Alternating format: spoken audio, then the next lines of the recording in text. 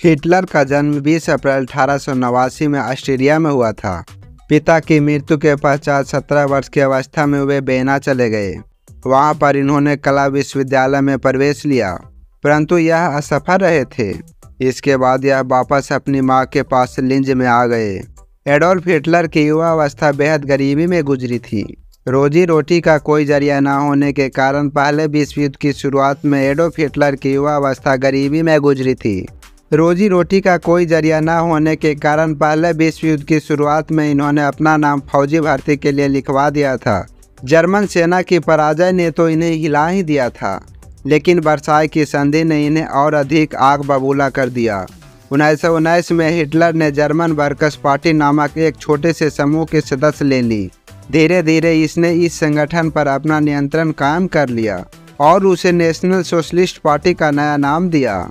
इसी पार्टी को बाद नास्तिक पार्टी के नाम से जाना गया था। इसके बाद 1923 में हिटलर ने बवेरिया पर कब्जा करने, बर्लिन पर चढ़ाई करने और सत्ता पर कब्जा करने का योजना बना ली थी, जिसमें वह असफल रहा। उसे गिरफ्तार भी कर लिया गया। हिटलर पर देशद्रोह का मुकदमा भी चलाया, लेकिन कुछ समय बाद उसे रिहा कर दिया गया। नास्ती राजनीतिक खेमा 1930 के दशक के शुरुआत सालों तक जनता को बड़े पैमाने पर अपनी तरफ आकर्षित नहीं कर पाया, लेकिन महामंदी के दौरान नात्सीवाद के एक जन आंदोलन का रूप ग्रहण कर लिया। हिटलर जबरदस्त लगता था। उसका जोश और उसके शब्द लोगों को हिलाकर रख देते थे।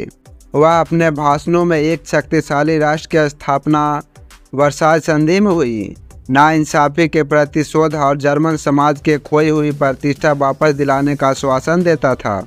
उसका वादा था कि वह बेरोजगारों को रोजगार और नौजवानों को एक सुरक्षित भविष्य देगा। उसने आश्वासन दिया कि वह देश को विदेशी प्रभावों से मुक्त कराएगा और तमाम विदेशी साजिशों का मुंह तोड़ जवाब देगा। हिटलर ने राजनीति की एक नई शैली रची थी। वह लोगों को गोलबंद करने के लिए आडंबर और प्रदर्शन की अहमियत समझता था। हिटलर के प्रति भारी समर्थन दर्शाने और लोगों को एकता का भाव पैदा करने के लिए नास्तियों ने बड़ी बड़ी रैलियां और जनसभाएं आयोजित की थी। नास्तियों ने अपने प्रचार के जरिए हिटलर को एक मसीहा, एक रक्षक, एक ऐसे व्यक्ति के रूप में पेश किया जिसने जनता को तबाही से उबारने के लिए अवतार लिया था। 30 जनवरी 1933 को राष्ट्रपति हिंडेनबर्ग ने हिटलर को चांसलर का पदभार संभालने का अवसर दिया। वह मंत्रिमंडल में सबसे शक्तिशाली पद था। 3 मार्च 1933 को प्रसिद्ध विशेषाधिकार अधिनियम पारित किया गया। इस कानून के जरिए जर्मनी में बाकायदा तानाशाही स्थापित कर दी गई। इस कानून ने हिटलर को संसद को हाशिए पर ढकेलने और केवल अध्यादेश के जरिए शासन चलाने का अधिकार प्रदान कर दिया। नास्ती पार्टी और उससे जुड़े संगठनों के अलावा सभी राजनीतिक पार्टियों और ट्रेड यूनियनों पर पाबंदी लगा दी गई। मीडिया, सेना और न्यायपालिका पर राज का पूरा नियंत्रण स्थापित हो गया। विदेशी नीति के मोर्चे पर भी हिटलर को बहुत सी कामयाबी मिली। 1933 में उसने लीग ऑफ नेशन से पल्ला झाड़ लिया। 1936 में राइनलैंड पर दोबारा कब्जा किया और एक जन, एक साम्राज्य, एक नेता के नारे की आड़ में 1938 में ऑस्ट्रेलिया को जर्मन में मिला लिया। इसके बाद उसने चेकोस्लोवाकिया के कब्जे वाले जर्मनी भाषी स्टूडेंट लैंड प्रांत पर कब्जा किया और फिर पूरे चेकोस्लोवाकिया को हड़प लिया। इस दौरान उसे इंग्लैंड का भी खामोश समर्थन मिल रहा था, क्योंकि इंग्लैंड की नज़र में वर्साई की संधि के नाम पर जर्मनी के साथ साथ बड़ी नाइंसाफी हुई थी।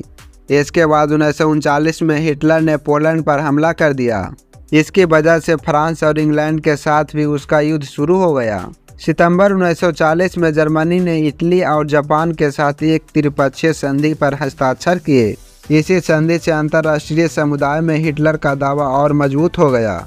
यूरोप के ज़्यादातर देशों में नास्ती जर्मन का समर्थन करने वाली कठपुतली सरकारें बिठा दी गई। इसके बाद 1939 में हिटलर ने पोलैंड पर हमला कर दिया। इसकी वजह से फ्रांस और इंग्लैंड के साथ भी उसका युद्ध शुरू हो गया। सितंबर 1940 में जर्मनी ने इटली और जापान के साथ एक त्रिपक्षीय संधि पर हस्ताक्षर किए। इस संधि से अंतर्राष्ट्रीय समुदाय में हिटलर का दावा और मजबूत हो गया। यूरोप के ज़्यादातर देशों में नास्ती जर्मन का समर्थन करने वाली कठपुतली सरकारें बिठा दी गई। 1940 के अंत में हिटलर अपनी ताकत के शिखर पर था। इसके बाद उसने अपना सारा ध्यान पूर्वी यूरोप को जीतने के सपने पर केंद्रित कर दिया। वह जर्मन जनता के लिए संसाधन और रहने की जगह का इंतजाम करना चाहता था। 1941 में उसने सोवियत संघ पर हमला किया। इस आक्रमण से जर्मनी पश्चिम मोर्चे ब्रिटिश वायु सैनिकों के बमबारी के चपेट में आ गया, जबकि पूर्वी मोर्चे पर सोवियत सेना ने जर्मनी को नाको चने चबा दिया। अमेरिकी इस युद्ध में फंसने से लगातार बचा रहा। अमेरिका पहले विश्व युद्ध की वजह से पैदा हुई आर्थिक समस्याओं को दोबारा नहीं देना चाहता था, लेकिन वह लंबे समय तक युद्ध से दूर भी नहीं रह सकता था। पूर्व में जापान की ताकत फैलती जा रही थी। उसने फ्रेंच इंडो चाइना पर कब्जा कर लिया और प्रशांत महासागर में अमेरिकी नौसैनिक ठिकानों पर हमले की पूरी योजना बना ली थी।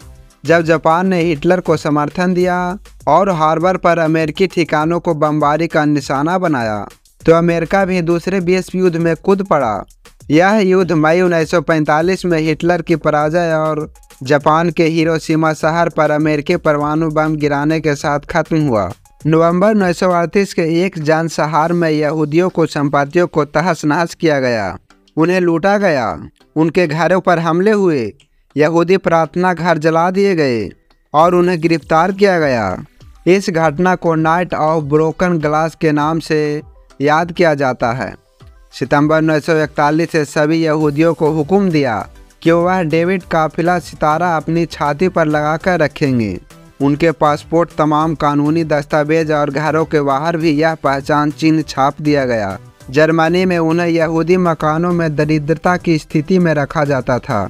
यूरोप के यहूदी मकानों और गेटो बस्तियों में रहने वाले यहूदियों को मालगाड़ियों में भर भर कर मौत के कारखानों में लाया जाने लगा। एडोल्फ हिटलर ने 30 अप्रैल 1945 को सोवियत सेनाओं से गिरने के बाद बर्लिन में जमीन से 50 फीट नीचे एक बंकर में कूद पड़े। बर्लिन में जर्मनी से 50 फीट नीचे एक बंकर में खुद को गोली मारकर हत्या कर ली थी। हिटलर ने मरने से पहले कहा था कि मैं मर जाऊं तो मेरा शरीर जला देना।